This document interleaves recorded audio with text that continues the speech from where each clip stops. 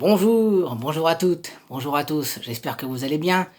Oui, c'est encore le gueulard, le colérique passionné qui prend la parole, même s'il n'a pas beaucoup de temps. Voilà.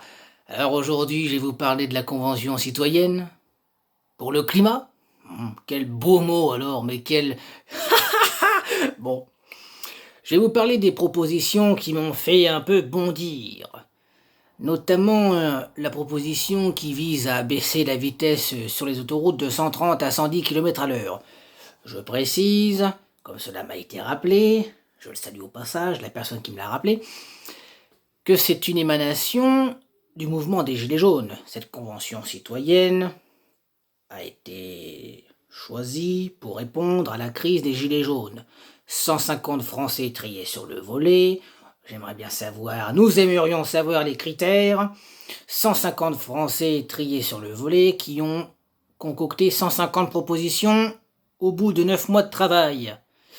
Bien, le travail a été donc dense, ardu, difficile. Bon, il y a de la suite dans les idées, hein, comme m'a dit un grand ami, hein, que je salue au passage. Oui, parce que les Gilets jaunes, au début, on a combattu notamment contre l'abaissement de la vitesse sur les nationales, de 90 à 80 km à l'heure. Et on nous concocte une même sorte de proposition, mais cette fois sur les autoroutes. Oui, effectivement, il y a de la suite dans les idées. Et ce sont toujours les mêmes personnes qui trinquent, car depuis des années, et nul l'ignore, on fait la guerre aux usagers de la route. Oui, avec des amendes, avec des prix au péage qui augmentent, avec le prix aux pompes qui augmente également, avec des restrictions de circulation, avec l'interdiction des voitures diesel, des vieilles voitures diesel dans certaines villes de France, comme Paris. Hein, alors que pendant des décennies, ces mêmes gouvernants ont promu le diesel parce qu'il polluait moins que les autres moteurs. Donc c'est un peu une entourloupe, un sacré foutage de gueule.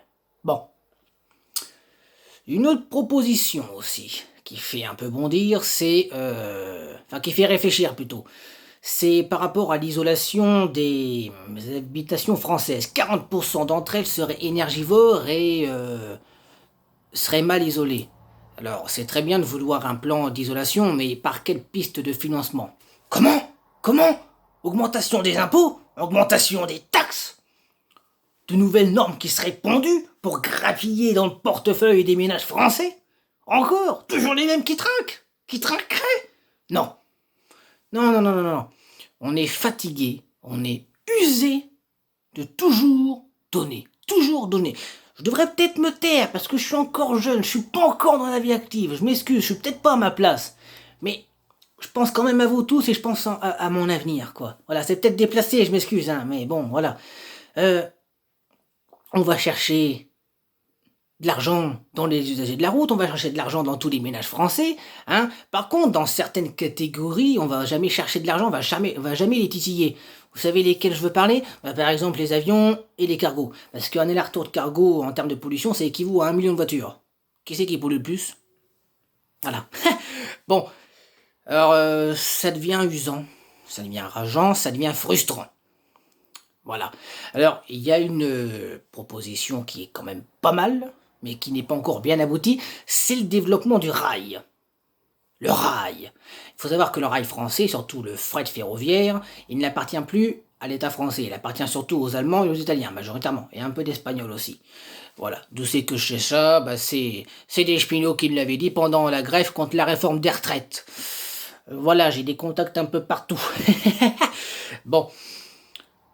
Alors, ils veulent aussi, je crois, interdire les lignes d'avion en dessous de 1 heure à travers la France. Très bien. Vous les remplacez par quoi? Oh bon, on va remplacer ça par les trains.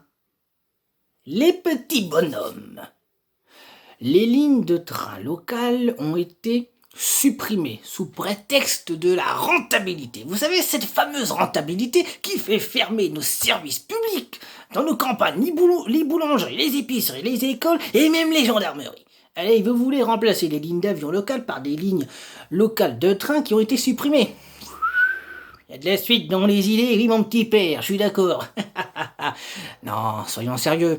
Et puis avant de développer le rail, il faudrait peut-être que la SNCF revienne dans le giron de l'État, parce qu'actuellement, depuis le 1er janvier 2020, la SNCF n'est qu'une entreprise à capitaux publics ouverts. La privatisation rampante, comme cela a été fait jadis avec la Poste, un autre fleuron français. On a dynamité. Bon, j'ai un peu d'émotion parce que j'ai mon père qui était facteur, voilà. Pardon. Et on est tous les deux d'accord pour dire que tous les services publics sont dynamités à cause de cette économie néolibérale, quoi, par tous ces zinzins. Voilà, je me reprends, excusez-moi. Hein. Bon, et il y a aussi l'ajout de certains mots dans la Constitution française, la Constitution de la Ve République, dont son fondateur est Charles de Gaulle. Hein. Et alors ils veulent rajouter des mots tels que biodiversité, climat, etc., etc. Des mots creux dans une Constitution déjà abîmée, dénaturée par des gouvernants qui se réclament du général de Gaulle, mais qui le trahissent politiquement tous les jours. Hein. Voilà, alors bon... Ça suffit, ce spectacle ambulant. Voilà.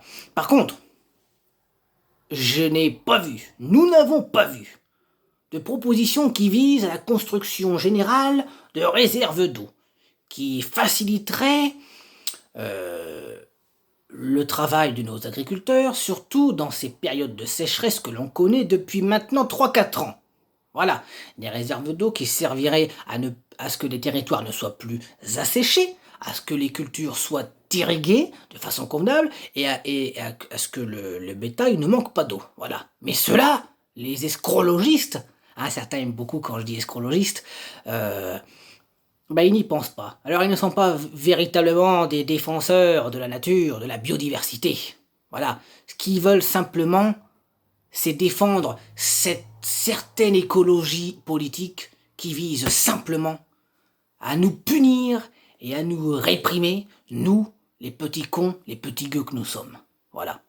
Je vous remercie pour votre grande attention. Excusez-moi pour le moment de faiblesse que j'ai eu, mais c'est indépendant de ma volonté. Je savais pas que ça allait me faire ça. Voilà. Si vous jugez utile de partager, de diffuser cette vidéo, il n'y a pas de problème, c'est fait pour. Voilà.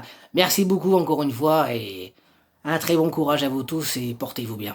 Faites attention à vous.